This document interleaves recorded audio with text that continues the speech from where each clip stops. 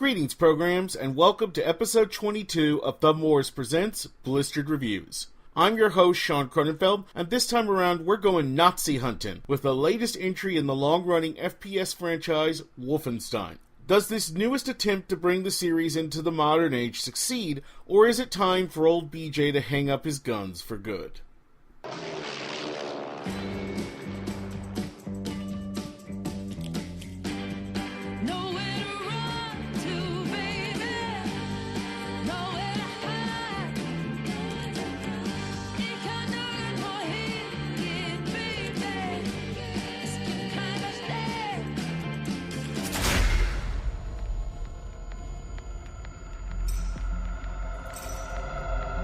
Everything has gone to shit.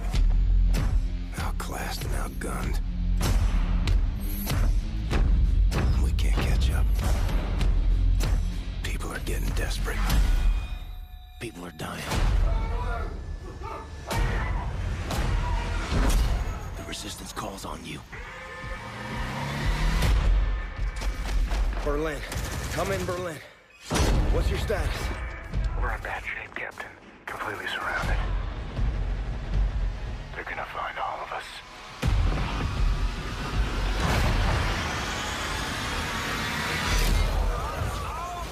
You know, I've been on the run my whole life. So sick of the silence. This moment, right now, it's gonna be loud.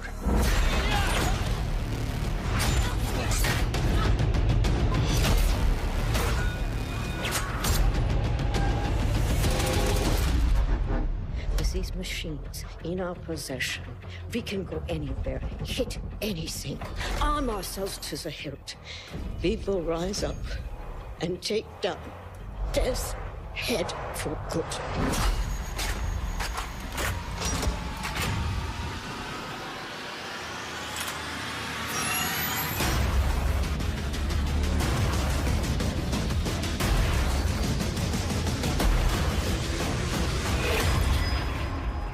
Call me Death's Head. I don't like it. I'm a happy man. You see? The Wolfenstein franchise is one that has an important place in the history of video games, thanks to it being the series that essentially kicked off the whole FPS genre as we know it today. The original Wolfenstein 3D was an instant classic at the time of its release back in 1981. But by today's standards, it would be considered fairly quaint, mindless entertainment. And while more recent entries in the series like 2001's Return to Castle Wolfenstein and 2009's Wolfenstein did a decent enough job updating the formula for a more modern era, neither was all that memorable of a game either. They weren't bad titles by any means, but for all their fun pulp elements like zombies, demons, mad scientists, robots, and ray guns of all shapes and sizes, neither game was able to escape its fairly disposable nature. They were games that were fun to play in the moment, but also were just as easily forgotten about once a player was done with them. However, with the newest game in the series, Wolfenstein: The New Order, newcomer developer Machine Games has made a strong bid to change all that. And the results are a title that is all but certain to be remembered as one of the biggest surprises of 2014.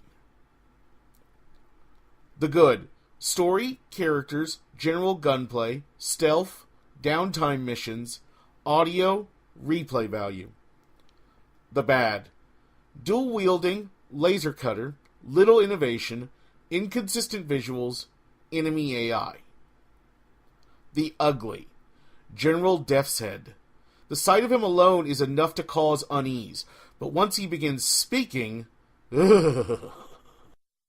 The opening mission of the New Order takes place in a 1946 where history has gone down a very different path from our own. Thanks to the mad super science of one General Death's Head, last seen in the aforementioned 2009 Wolfenstein game and one of several returning characters from that title, the Nazis are on the verge of defeating the Allies and winning the war. One last desperate all-out attack led by perennial Wolfenstein protagonist William B.J. Blazkowicz is launched against Death's Head's castle headquarters in the hopes of putting down the madman and turning the tide. It fails, and in the process BJ is left in a vegetative state for 14 years until a violent incident brings him back to the world of the living. Unfortunately, by this point the Nazis have conquered the world, and seemingly crushed all resistance to their rule as well. However, as it turns out, a small resistance cell in the heart of Berlin itself still remains, and now BJ will have to ally with them if he has any hope of restoring the world he once knew. While the New Order does not completely forego its pulp roots, it definitely has a different feel than past entries in the Wolfenstein series. Gone are the explicit supernatural elements such as demons and magic amulets, and in their place is a game far more focused on sci-fi trappings mixed together with speculative history, imagining the tenor and shape of a world that has been under fascist rule for over a decade. This was a potentially risky move on the part of developer Machine Games, but it's one that ultimately pays off immensely, with the New Order possessing a level of emotional heft that is far beyond anything past Wolfenstein games have ever managed to achieve. While no means a realistic game, the New Order features a believable if horrific world filled with intensely human and three-dimensional characters.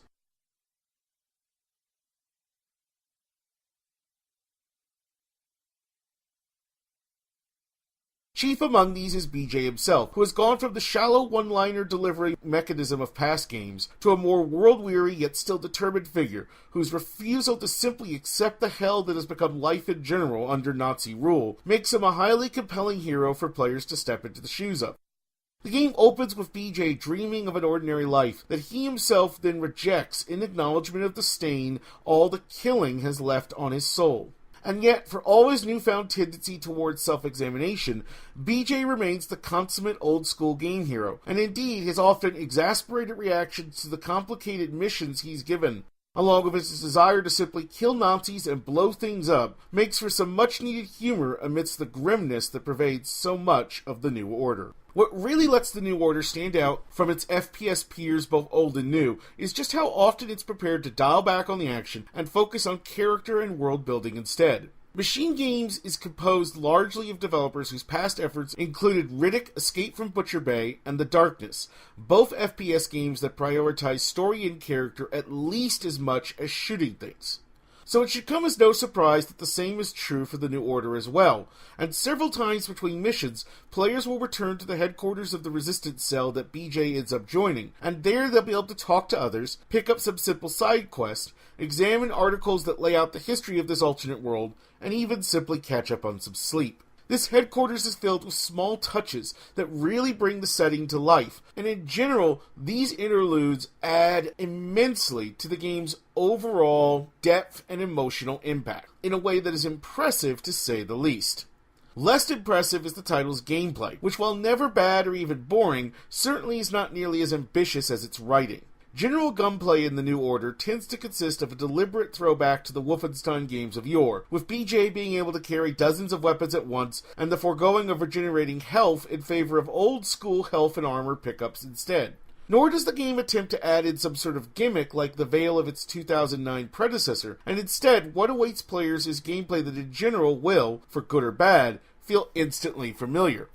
That's not to say the New Order has nothing to offer FPS fans, and indeed, the game does a good job of mixing things up to keep the battles feeling fresh.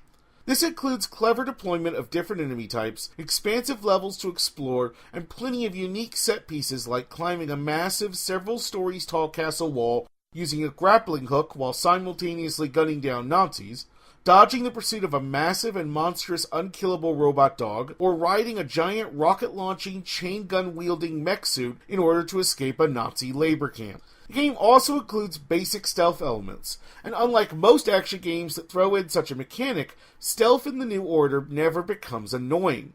That's because discovery by enemies does not lead to an instant game over, even in stealth-dedicated missions, and it's a simple change that many developers could afford to learn from. Failing to be stealthy will simply present more enemies for players to gun down, or deprive them of the chance to add the locations of various collectibles to their map. And as a result, stealth in the New Order is both fun and satisfying.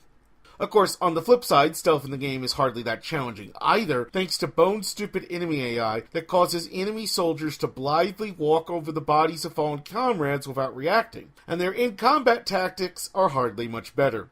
The New Order still has plenty of challenge to offer players, but generally this comes from a combination of a lack of power-ups and an abundance of enemies, or in other words, challenge the old school shooter way. Nor does every element of the New Order's gameplay entirely come off, including a dual-wielding system that's generally not useful enough to be worth the bother, and a cumbersome laser wielder that players will need to regularly use to cut holes in given walls, and which quickly becomes a pain as it grinds the flow of a level to a halt. Beyond these unfortunate moments, however, overall the New Order is a well-paced game whose lack of innovation does nothing to take away from its familiar yet high-quality gameplay. The New Order has its flaws, to be sure, including graphics that can vary from good to bland at the drop of a hat, but overall they're fairly minor issues in light of everything it gets right. This is a game that was clearly a labor of love, and the amount of care put into it shines through in a myriad of small ways. In the same way that a cutscene early on in the game highlights patients and doctors of an insane asylum finding small moments of joy via holidays and birthdays amidst the uncertainty and madness of a world ruled by the Third Reich, so too does the New Order strive to invoke in players feelings deeper than the simple thrill of just gunning down some Nazis. The fact that a Wolfenstein game of all things succeeds so well at this goal is not something I think anyone was expecting, and yet it does so to the point that the New Order is a game that deserves to be placed on the same shelf as other stalwarts of the FPS genre, such as Spec Ops The Line and BioShock Infinite. Throw in a campaign that features a major branching point early on, and which offers players a slightly altered storyline as a result, think same general outline but with numerous different details, and what is left is a strong single-player focused title that even a non-FPS fan like myself could enjoy. From its surprisingly haunting opening moments to its near-perfect ambiguous ending, Wolfenstein the New Order is a true triumph that has plenty to offer gamers of all stripes. Score, 8 out of 10, awesome. Recommendation, buy it now.